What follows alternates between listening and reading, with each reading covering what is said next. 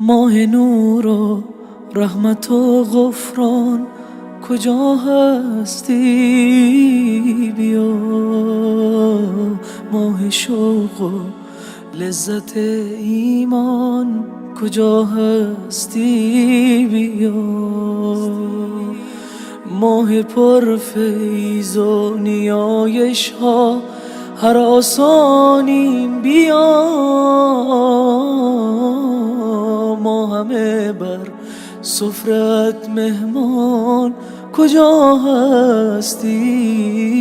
بیا ای شبستان قلوب مسلمین آخر بیا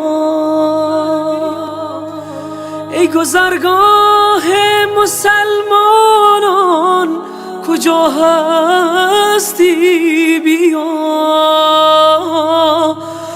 ما هوای تازه میخواهیم و دلتنگ توییم ای بهار تازه قرآن کجا هستی؟ بیا از گناه و معصیت ها خسته و درمانده ایم ماه عفو و بخشش رحمان کجا هستی؟ بیا ما همه مشتاق هر لحظه ز شبهای توییم ای فضیلت های بی پایان کجا هستی؟ بیا در فراقت همچو مرغی ناله ها سر دادیم ما چو شمعی در غمت سوزان کجا هستی؟ بیا ای مه نیکان بیا و دست شیطان را ببند ماه عتق از آتش نیران کجا هستی؟ بیا ماه عتق از آتش نیران کجا هستی؟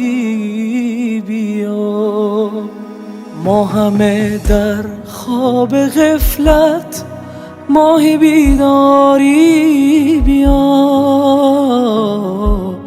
ای مه بیداری وجدان کجا هستی؟ بیا ماه روزه ماه تمرین عبودیت بیا ماه صبر و ترک هر عصیان کجا هستی؟ بیا ماه صبر و ترک هر عصیان کجا هستی؟ بیا ای شب قدرت شب تجدید پیمان است و ما پر از درد و تویی درمان کجا هستی؟